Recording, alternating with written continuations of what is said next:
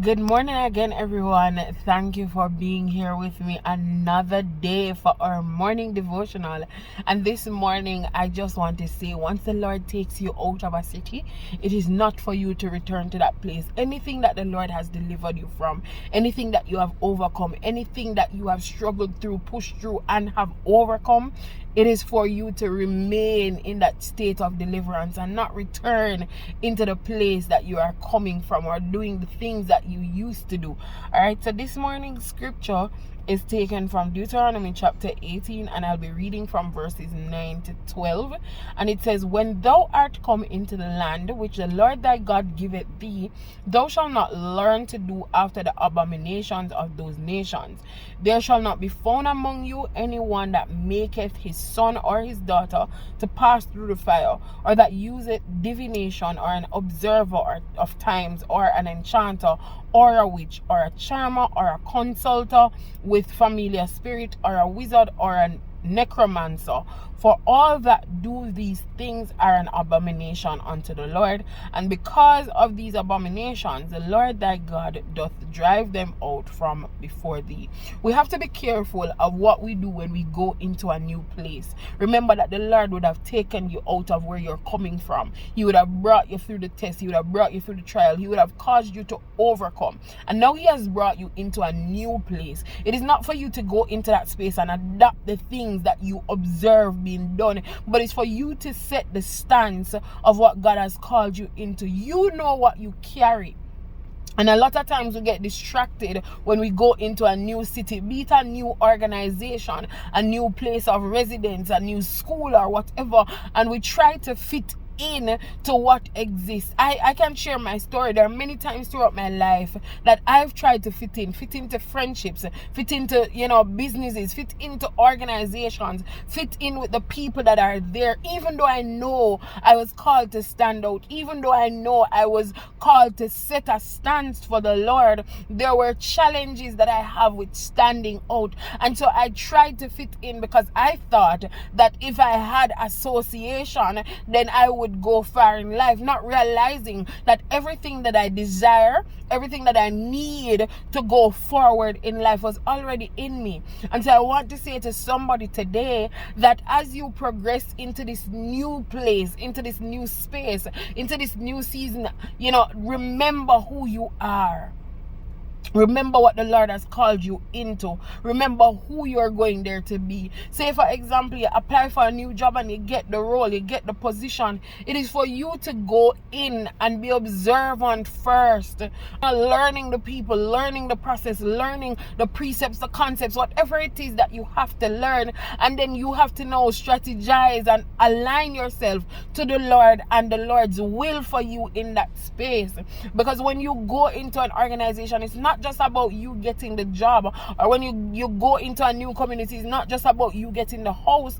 It's about how the Lord wants you to align in that space, what he wants you to establish in that space. And so as we go through life, we have to remember that just as the Lord said unto them, do not adopt the practices of these people. Do not seek out individuals who, the witches, the necromancers, the individuals who are going to bring you into falsehood, right? Or idolatry, or idol worshipping, I should say, right? Don't seek out those individuals who are going to allow you to go into a state of sin instead of focusing on that which the Lord has called you into. So remember always that what he has called you to do. Let me just go back through verse 12. It says, "For all that do these things are an abomination unto the Lord." Do you want to be counted as a member of abomination unto God? Do you want to be cast aside, that the Lord won't look your way? So even when you come now to seek for the Lord to do greater things, you would have been caught up among those that is an abomination unto the Lord. What is your stance today? What is the stance that you're taking? Is it that you're going into this new place and you're seeking to adapt? Right? We have this term that says, when in Rome, do as the Romans do. No. When in Rome, do as the Lord instructs.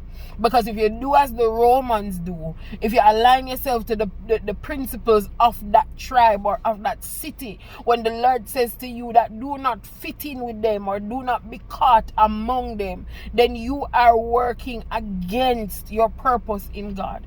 So I want to say to you this morning, what is the stance that you are taking?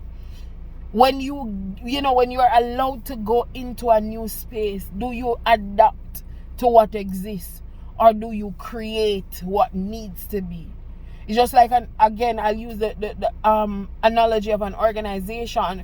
Or if an organization hires you as a HR manager or as a consultant or whatever. Let me not use consultant, but an organization hire you as a manager.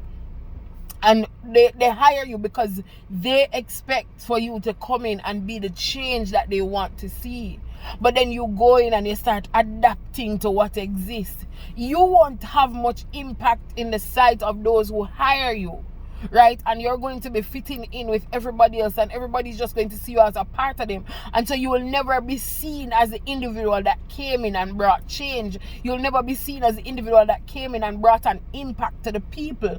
And so you have to know what it is that you want to be seen as in the sight of God, not only the sight of man. Be like Joshua, for example. I'll use Joshua's example. When Joshua felt like he was a nobody, because he would have been a servant of Moses. And then the Lord said, hey, you are who I'm going to use to carry Israel into their destiny, right? If Joshua had gone now and just fit in among the crowd of people, be among the people that were murmuring and all of these things throughout the time that Moses was leading them, then how would he now be able to stand as the leader before the people? And so I'm saying that to you to remind you as well that there is going to be a time where you might be promoted into a situation, or you might be sent to a city, or you might be sent to a nation. Are you going to go there and fit into what exists, or are you going to be the change that they want to see?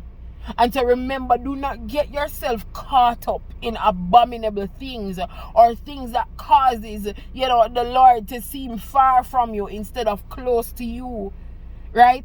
As you progress through life, it is important that you understand who you are and whose you are. There are many times I would have fallen short of realizing that I needed to be the change. I needed to stand out in the situation. I needed to be in line with who God called me to be. I would have fallen short of that until I had to pick myself up and recognize that I am called to be different. I am called to be a changer. I am called to be a chain breaker, right? The breaker of generational curses and all of these things over my life. I am called to set, precepts. I'm called to establish things in the nation, in the world, right? I'm called to be a change. Who are you called to be? You have to first identify that in you, who you are called to be, and recognize that you cannot go to Rome and do like the Romans do, because you're not a Roman. You're not called to be that. You are called to go into Rome and bring the difference that Rome has been waiting for. You are called to go into Rome and make changes. You are called to go into Rome and be in alignment with the will of God over your life, doing that which the Lord instructs you to do. So before I close off today, I want to say to us, remember, do not go into a new place, a new level of your life, a new church, a new organization, and operate the way that everybody else is operating, because maybe that's not what the Lord has called you to do. Maybe the Lord is sending you to a new, a new church, a new school to build an altar of praise, because there might have already been an altar of prayer, but praise is missing. And so the Lord, because you're a worshiper, He has set you there to be the worshiper in that space. Maybe the Lord is sending you into a space to be the one that is going to write all the documentation and strategize and restructure certain things, right? Because maybe they have, the standards or stuff like that, but they don't have it documented. And so the Lord is calling you to go in to do the documentation. Maybe it is that you are called to build out an entire training system for an organization because they have the standards, they have the procedure, but they don't have the training in place. Whatever it is that the Lord is calling you into, remember, do not go into Rome and do as the Romans do, because that is not who you are called to be. And so this morning I want to say, when you leave a city, you leave the city. That means you leave whatever the city believed in and all of that behind you. And when you go into a new city, a new space, a new organization, you take with you the learning from the old city and build out that which the Lord has instructed you to build. Remember, remain in the will of God and what He is sending you into this new space to do, and do not fall among the people who continue to practice these abominable things. All right, see you again tomorrow as we continue on our morning devotional with me, Theresa Robinson. Bye.